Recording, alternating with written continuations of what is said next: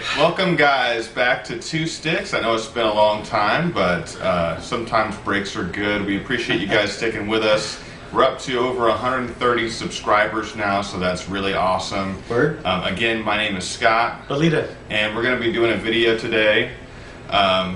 This is a reaction to Belida. Do you want to go ahead and kick us off here? Sure. The title, it says Shaolin Knife Master, 36th Chamber of Shaolin, 1978. This is actually from a movie called The 36th Chamber of Shaolin, which is also called Master Killer, or in urban culture, Master Killer.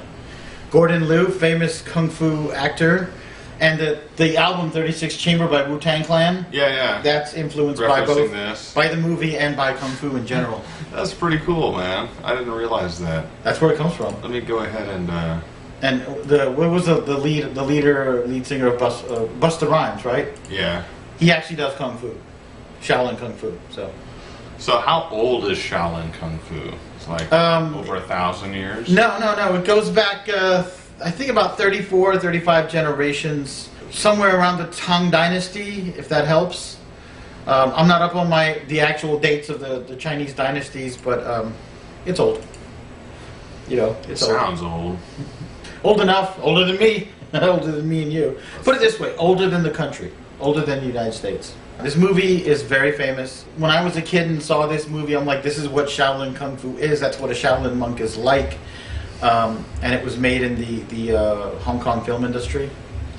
And this fight scene is a very famous fight scene where the monk's name is San Te. He's been training at the Shaolin Temple. He wants to learn Kung Fu to get revenge because his family's been slaughtered by the Manchus, right?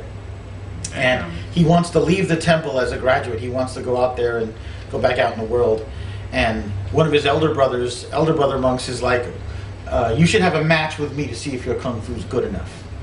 So these are actually two brothers fighting? They're not related, they're brothers. The monks call each other brothers. Brothers, right. Okay, so. And usually this is dubbed in English, but today we have the original version with subtitles.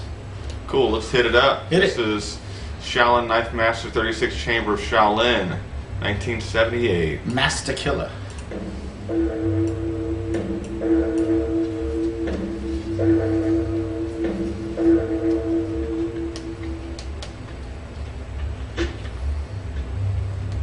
Staff versus butterfly swords. I've never seen the butterfly swords before. Watch this.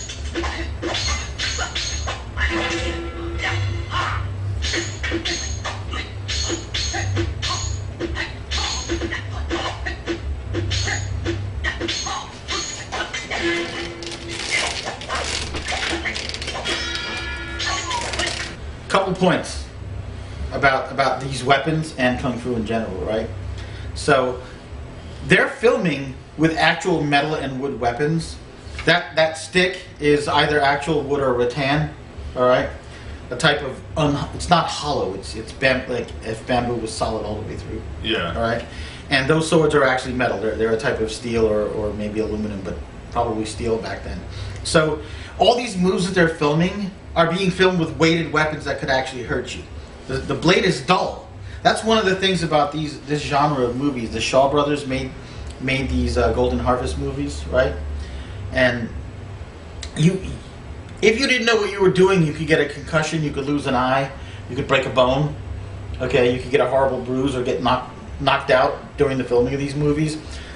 And all the actors in it actually knew kung fu. They weren't stunt people. They weren't stunt double. And the beautiful thing is, I remember the first time that I actually was told by one of my kung fu teachers, okay, you're going to learn the butterfly swords. I was happy. I was so damn happy. I was literally jumping up in the air and doing splits, like jumping up and touching my toes. I was like, yes, I got butterfly swords. They look pretty cool. They look almost like, I don't know, they're really short. Yeah.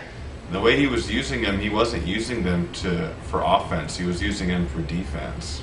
It was pretty cool. The story is that, this is something that was designed for defensive purposes. Like if you were part of a militia, and you would have either two of these or one of these and a rattan shield, round shield, and you could use it to defend your village against bandits or pirates or things like that.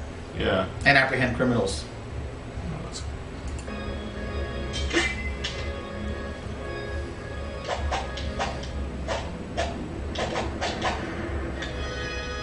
现戒律院主持，弟子输了。你随时都可以找我动手。 The monk with the swords. His name is Chi Ling, the actor, famous Hong Kong kung fu master and kung fu movie star. That is cool right there. Yeah, that's called a monk's spade or a monk's crescent. He's formulating a plan. I'll use the crescent to disarm him, and the spade end to disarm him. It's a big, heavy weapon.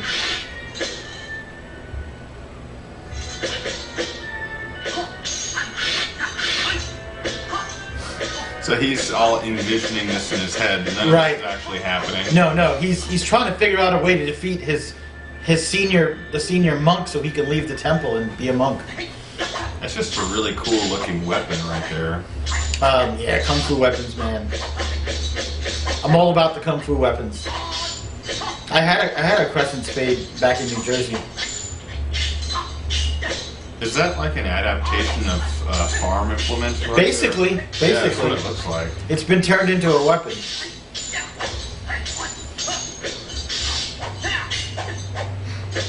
It's heavy too. It's what they call a man's weapon. Look at that. Still got him.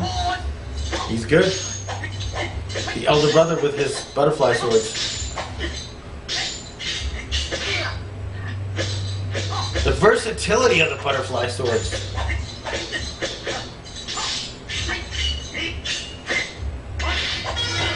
Well, we would have got him right there.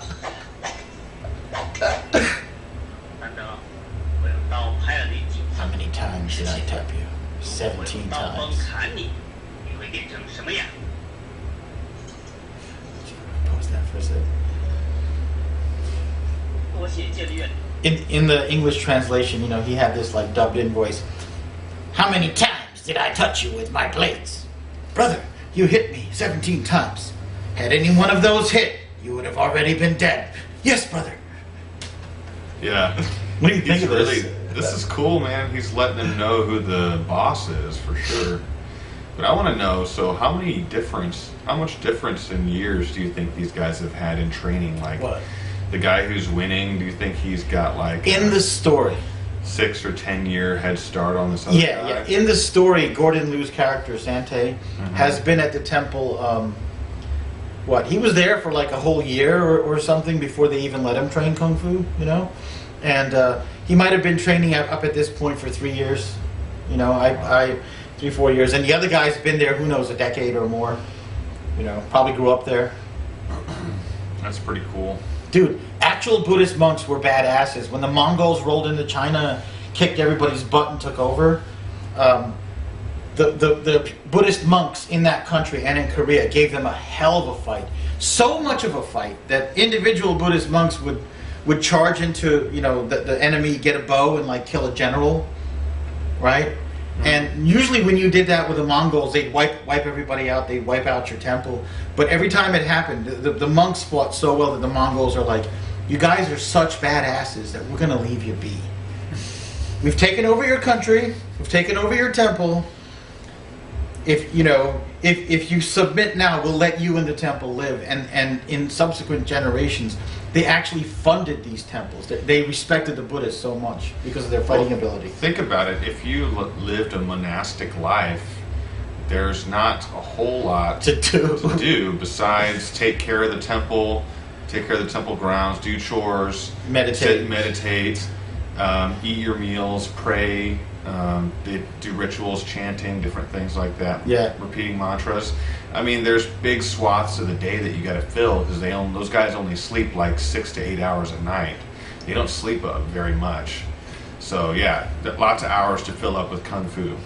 Another thing that makes the Shaolin tradition, the legend is that there was a monk Bodhidharma from India, right, who brought Zen Buddhism over, and he was teaching meditation, and the monks had poor health and they were sick and they kept falling asleep.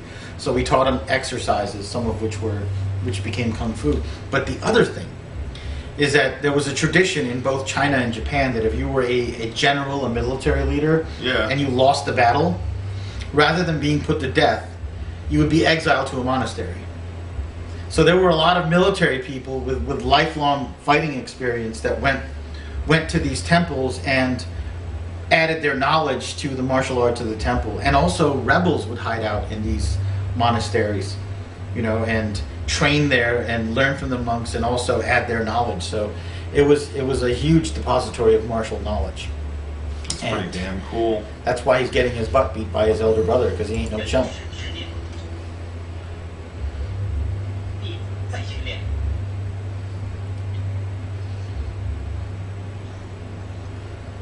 方丈师兄，我看三德很难过去。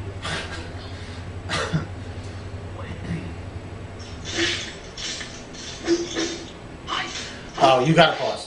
You gotta pause. All right, there is this whole scene that they cut out, all right, where he's in the forest training with his staff and with a sword or something, and he hits a piece of bamboo. Yeah. And the top gets chopped off, but it's not completely severed, so it goes over there and whacks him in the head, and he hits it again, and then, you know, it breaks in the middle and hits him in the head, and he picks up this bamboo and he realizes that the flexibility of this semi-broken bamboo gives him an advantage, and in the movie he's inspired to make the trisectional staff from this. So they cut out the whole part where he's, you know, trying to develop this weapon. So now he's just got this weapon now. Yeah, because now this weapon can fight mid-range, long-range, it can grab. It's got the versatility of the butterfly swords, but retains its reach and power. So that's his, you know... It's an amazing fight scene, because these are heavy weapons. 这是他自创的三之术。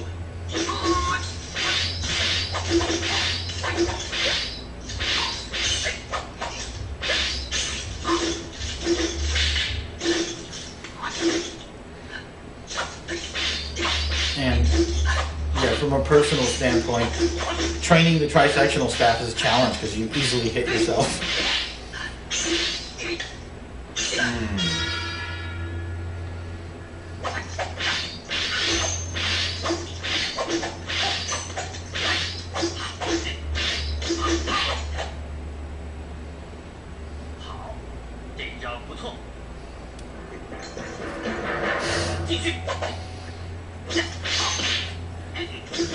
Not bad. You still have much to learn. He's like, I still got my swords, you ain't done.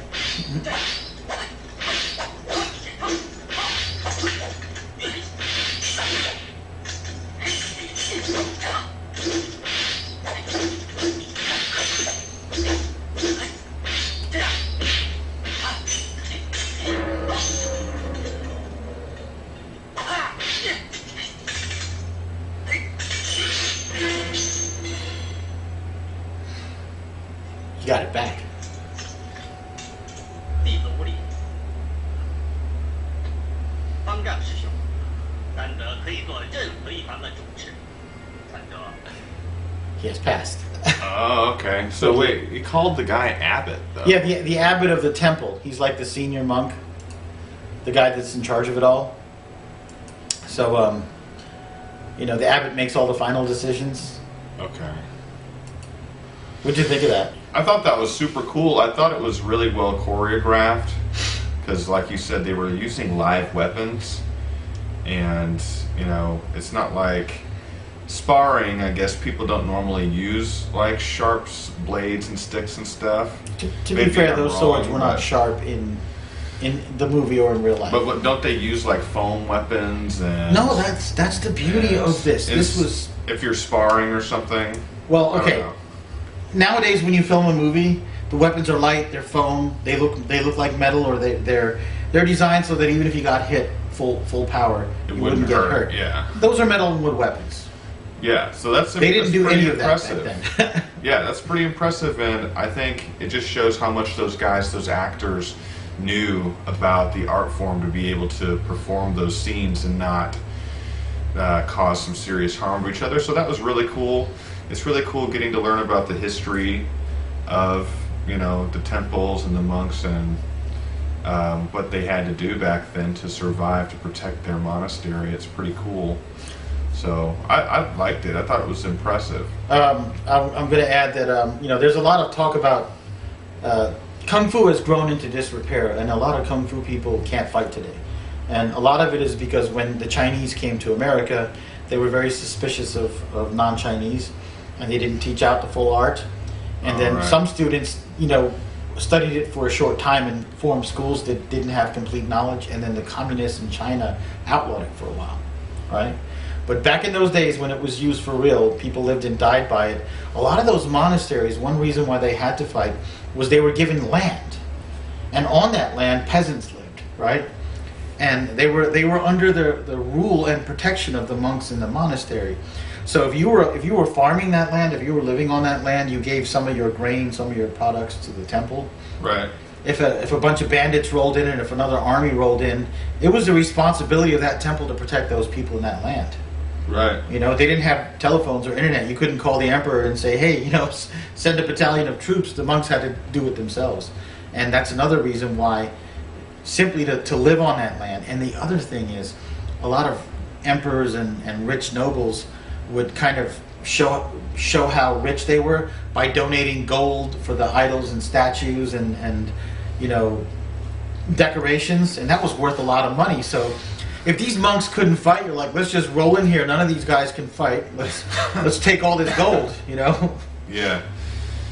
Yeah, I guess would the emperors, like in their own provinces or whatever, would they have like all these monasteries, and then they'd be like, yeah, man, my monasteries are all pimped out, yo. Kind of. Went in there and like played that whole thing with gold, man, and put all these statues up. And during Look wars, at my monasteries. During wars and military expeditions, they would draft some of these monks. They'd be like, 10 of your monks need to come with my troops so we can... And they were like the special forces of the day. They were highly trained, they were fit, they were motivated. Yeah. A cohesive unit, They were on like a vegan diet, like vegetables and water, training Kung Fu. I've heard like 6 that hours a day.